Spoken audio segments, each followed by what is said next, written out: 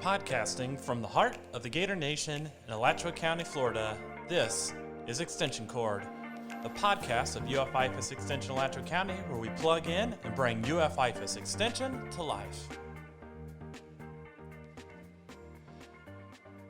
Good afternoon. This is Dr. Taylor Clem with UF IFAS Extension Alachua County, and I want to thank everybody for coming to or listening in to our first podcast episode.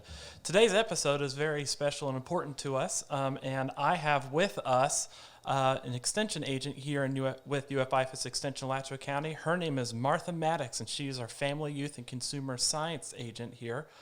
Martha, welcome for coming to Extension Cord. Well, thank you, Taylor. It's great to be here today. I want to let everybody know that, due to the current situation with COVID-19 and coronavirus, we'd like to do this recording in person, but we're doing this at distance from one another. So with the sound and audio, we have Martha calling in from her cell phone. But we wanted to have this podcast today because we kind of wanted to talk a little bit about food safety with regards to the coronavirus. But before we get into that, Martha, again, thanks for coming. But can you tell us a little bit about who you are and what you do with UF IFAS Extension? I sure can, Taylor. I'm Martha Maddox, and I am the Family and Consumer Science Agent here in Alachua County with UF IFAS Extension. And my main program areas are nutrition, food safety, financial management. I work with markets on food preservation, food safety. I work with individuals on financing, setting financial goals, working in all the areas of what used to be, a lot of people call it home economics, but now it is family and consumer science. So you've only been in Alachua County for how long now, Martha? A little over 2 years, but I've been with UF IFAS Extension for 24 years. Wonderful. And with Extension in general, 35 years. That's absolutely wonderful. And I know Martha is a great mentor of mine within the county extension program, helping me become a better agent. But I do want to, just jump right into it. There's been a lot of discussion recently regarding food safety. If you're going to the grocery store, some groceries, they only limit a certain amount of people that are coming in, making sure that we're maintaining social distancing guidelines. But what I wanted to ask is, with regards to food safety or food shopping safety, what to you is one of the most important tips that you can give? Well, Taylor, thank you very much. And I really enjoy working with you and learning a lot of, you're my technology guru, so I really appreciate that and helping me.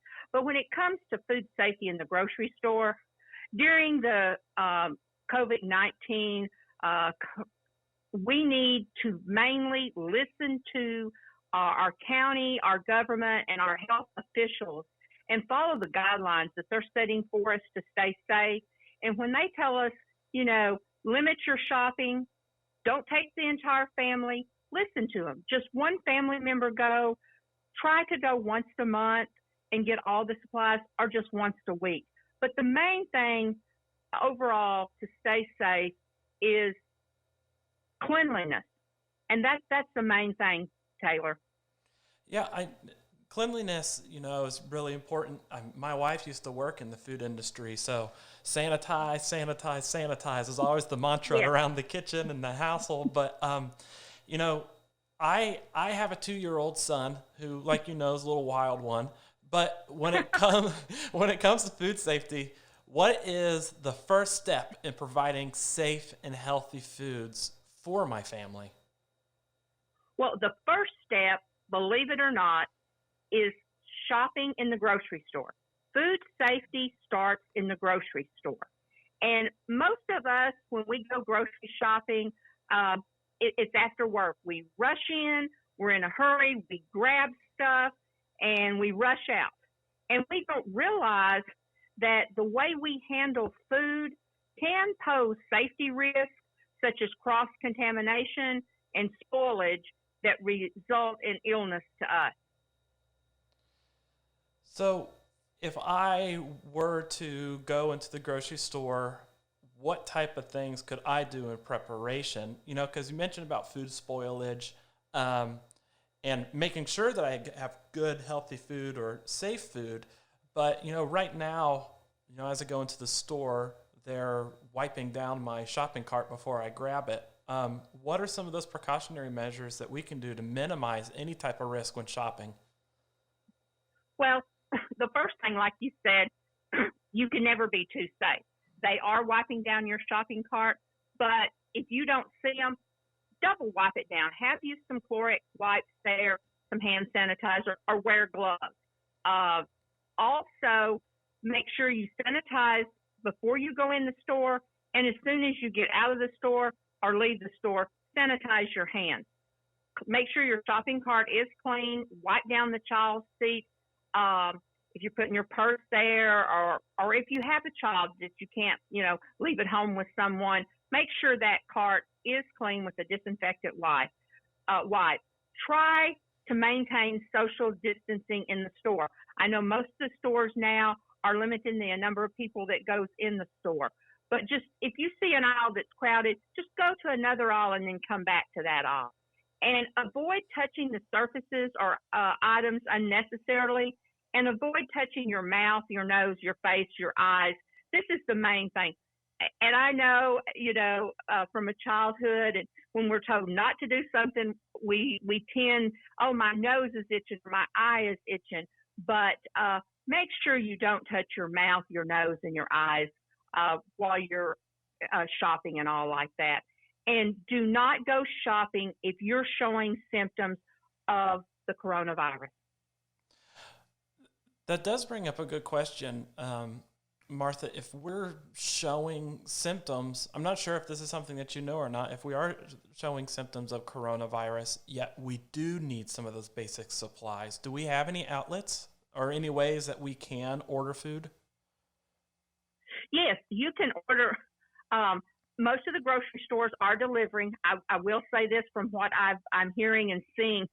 I've not personally ordered any, but I have heard that don't expect to get it the same day. You may get it the next day or 2 or 3 days. I guess it would depend on the urgency of it. But stores are delivering. And also the pharmacies, I think, I'm not 100% sure, Taylor, they would have to check with their grocery stores or their pharmacies might deliver also. And also keep in mind, if the store doesn't deliver or you need it real quickly, see if you can get a friend to pick it up, but make sure that you, use gloves, money in an envelope or something to pay them with or pay them later, but have them leave your groceries on the steps or outside the door. They should not come in your house. Yeah, that actually brings up a good question, bringing the food inside the house. I went grocery shopping the other day, and you see a lot of people doing the normal habits, and there's stuff that I don't usually think about from day to day. But someone looks at a package, they're inspecting the egg carton to make sure they don't have any broken eggs, or you see them go reach for something and then they decide, oh, I don't want that. So then they go put it back up on the shelf. So normally I wouldn't consider that, but is there anything I need to do when I get home with any of my groceries? Well, the main thing that you need to do is make sure that you follow all of the food safety guidelines with making sure that there's no holes in the packaging and anything like that, and you store it properly. So when you get ready to leave the grocery store, make sure whoever, and my husband tells me, hey, one of these days they're going to tell you to come over here and bag your groceries and mind your own business. Don't tell them how to do their job. But I do not like my meat and my lettuce put in the same bag together, because that's cross-contamination. Because the juices from the meat can go into your lettuce, and if you're going to eat that in a salad, you're not going to cook it to a high enough temperature to kill the bacteria. So make sure there is no cross-contamination before you leave the grocery store with your packaging. Then when you get home, don't take 2 or 3 hours to get home. Depending on the temperature outside, if it's 90 degrees or higher, an hour. If it's under 90 degrees, 2 hours. But still, yes, it needs to be in the refrigerator ASAP, no longer than 30 minutes, really. This is for cooked foods, the times that I give you. So make sure that within 30 minutes, you're home from the grocery store putting your food up.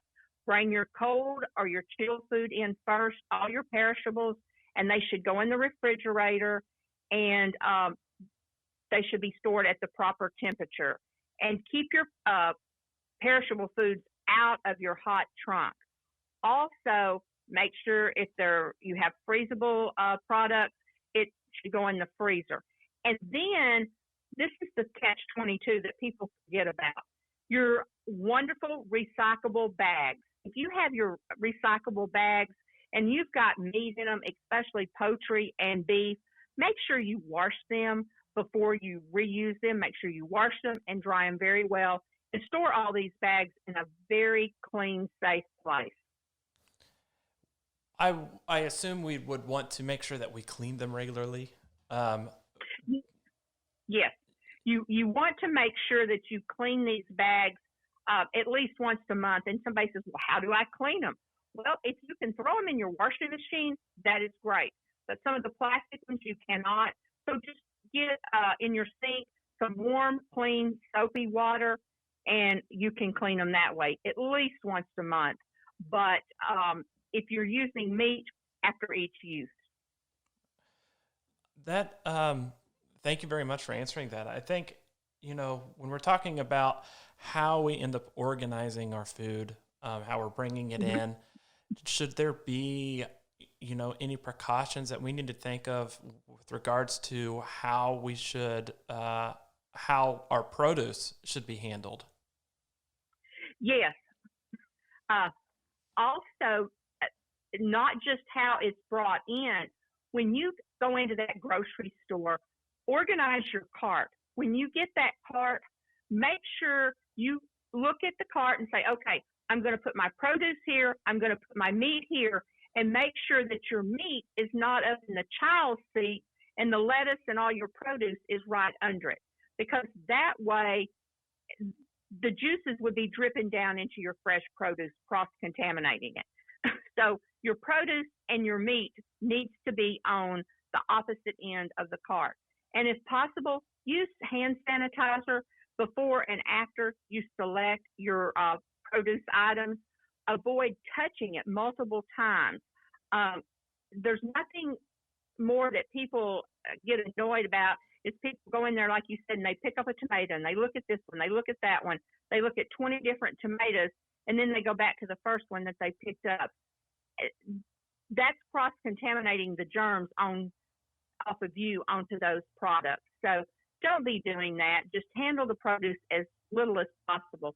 And if you're concerned about fresh products or other foods, just make sure that you wash your hands before and after eating, and make sure that you wash your produce before you eat it. Now, some of your produce you do not need to wash immediately when you go home, especially like your berries, your fruits, because they will mold and mildew. But before you eat them, you do need to wash them. One of the things I started thinking about was eating out. So my family and I, we periodically will go eat out. And right now I know that people eat out, or there's different types of packaging, and that food is being handled by multiple different people sometimes. Can an individual get sick from COVID-19 from touching food or packaging if the coronavirus was present on it? Well, right now, the risk of transferring the virus from food or packaging is very low. And this is based on all the current research that we have. Basically, the food handlers, the packagers, they have to wash their hands. They have to sanitize. Their managers are making sure of this. So they need to stay on top of this. Also, foodborne illness exposed to the COVID-19 is not known to be a route of transmission. And what we are being told by FDA and everyone is COVID-19 causes respiratory illnesses. So it is a respiratory. And the greatest risk of catching this is being around people who are symptomatic. Also, FDA has said that they do not anticipate that food products would need to be recalled or withdrawn from the market for reasons related to an outbreak. Even if a person who works in a human or an animal, because, some people are concerned about their animal food, but basically a food packager, even if they're confirmed with a positive COVID-19 virus. That's good to know that we don't have to, worry about that. But are there ways that we could as well or tips for inspecting food packages for food safety? Yes, and I would like to go back to that other question too, Taylor, because the food managers and the food establishments are telling their employees if they have symptoms to not be at work. And so if a food worker has a symptom, they're not going to be at work handling it. But when you start looking at packaging, the main thing you need to do is make sure that there are no holes, there's no tears. Make sure that the packaging on cans, make sure there is no rusted cans, no dented cans. The main thing is just look at all the packaging and no tears, no holes, no openings, where food has dropped out or bacteria can come into the food. Make sure frozen foods, and this is a key one right here. Make sure frozen foods are solid and no signs of thawing. If you've got something that's supposed to be frozen and it's half mushy, no, you don't need to buy that. Refrigerator foods should feel cold. And check for safety seals. This is very, very important. Don't be afraid to loosen a lid of a jar. If you pick the jar up and that lid starts to loosen, that means that the seal has been broken and the product would be contaminated. So don't buy food products that the seal has been broken or tampered with. And I'll use peanut butter for an example. If you have peanut butter, somebody says, well, I can take the lid off of that. Yes, you can. But there is a seal over the lid that you have to break that seal, pull the seal up, and then put the lid back on. So if that seal is broken, don't buy it either. And again, cans that are deeply dented, they're bulged, they're rusted, or they have a dent on either side of the seam of the can, don't buy that. Is that primarily because of it being dropped and potentially the seal opening up, or is that something like bacterial related, or is that bacterial relation like botulism associated with just primarily bulging cans? It could be both, Taylor. Okay. You could have dropped a can and it's dented that way, and the thing is, you don't know, is there a small air hole that bacteria could have gotten into? I would like to say this on food packaging, because I have gotten a lot of phone calls about this, is, the sell-by date. Oh, yeah. Just because something says sell-by date, use-by date, that does not mean that that product is no longer good after that date.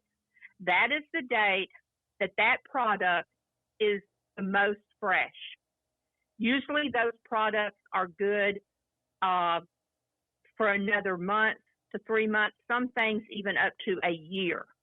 Now, once you open that product, and let's just say today you open something that said it was good if it was used by 2021, that 2021 goes out the door, Taylor, because you have broke that seal, and you need to store that product either in the refrigerator or tightly sealed on the shelf, however it says to store it, and you need to use it within a reasonable amount of time, because especially like peanut butter, oils, anything with oil in it will become rancid after air has hit it. Oh, wow. So, just because it may have that date on it, Best Buy, then once we open it, then at that point it has a shelf life. Then it has a much shorter shelf life that we need to make sure that we use it by. But I assume that it can vary based off of product to product. And how would we get that information if we want to know specifically about a shelf life of a product if it's not labeled on the packaging? You can go to the University of Florida IFAS Extension Alachua County website, and I have recently blogged a lot of that information, and the charts are there.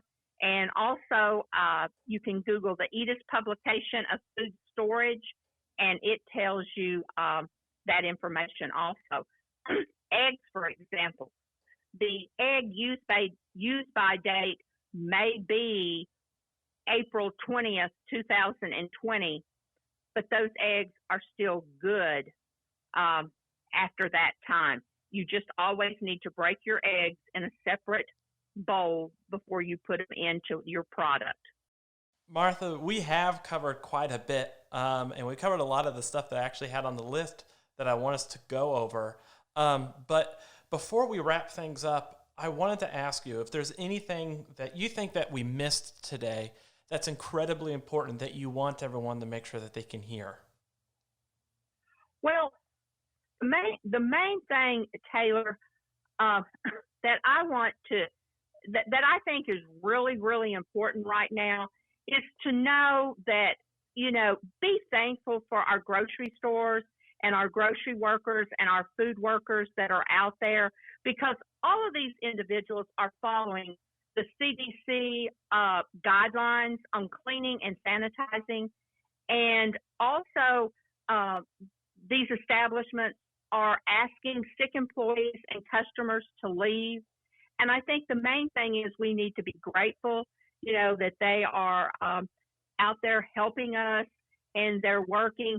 And just there is not a shortage of food. There's food going to waste in the fields right now. And if everybody would just shop like we normally shop and not panic, the stores are restocking the shelves. The truck drivers are working as hard as they can to bring the food in, but we need to do our part, and we need to stop. We need to think. We need to be very careful when we go into the stores, and we need to practice safety in the stores, because these people are putting in a lot of long hours and hard hours to provide us with the food that we need. And so we just need to work with them and buy like we normally buy and stay safe. I think you hit the nail on the head, Martha, because I think we owe a big deal of gratitude to everybody within our healthcare industry right now, as well as everybody that is involved within our food systems, whether we're growing it ourselves or whether we're purchasing it from grocery stores. Everybody that is within the warehouses, they're growing out in the fields with those farmers, and everybody in between from beginning to end. There's a lot of people that are still really hard working right now to make sure that we have adequate food supplies during this time of just heightened anxiety. Right. And also, our health people, like you said, and our law enforcement people, because the other day I went to the grocery store, and never in my lifetime did I think I would see a police officer at the grocery store. And the police officer was there to keep people under control, make sure people were following the guidelines. And I think the main thing is we don't need to panic, because everybody is trying to work hard to take care of us. And the food supply is there. There is food. We just need to practice social distancing, and we need to practice the food safety guidelines of making sure that we stay clean, making sure that we chill our foods at the proper temperature, making sure we cook our foods at the proper temperature, and then making sure we store it at the proper temperature. Absolutely. Well, Martha, thank you very much for joining us today on Extension Cord. If anybody has any questions or anything that they would like to relay to Martha Maddox, please reach out to her on our county webpage, Alachua County Extension or IFAS Extension, Alachua County. Martha, would you like to share your contact information with everybody, like your email, in case they had any questions? Yes, my email is mmaddox@ufl.edu, and that's MMADDOX@ufl.edu. All righty. Thank you very much, Martha. And thank you, everybody, for tuning in to Extension Cord. We appreciate it. Thank you, Taylor, and have a safe and great day. Thank you, Martha.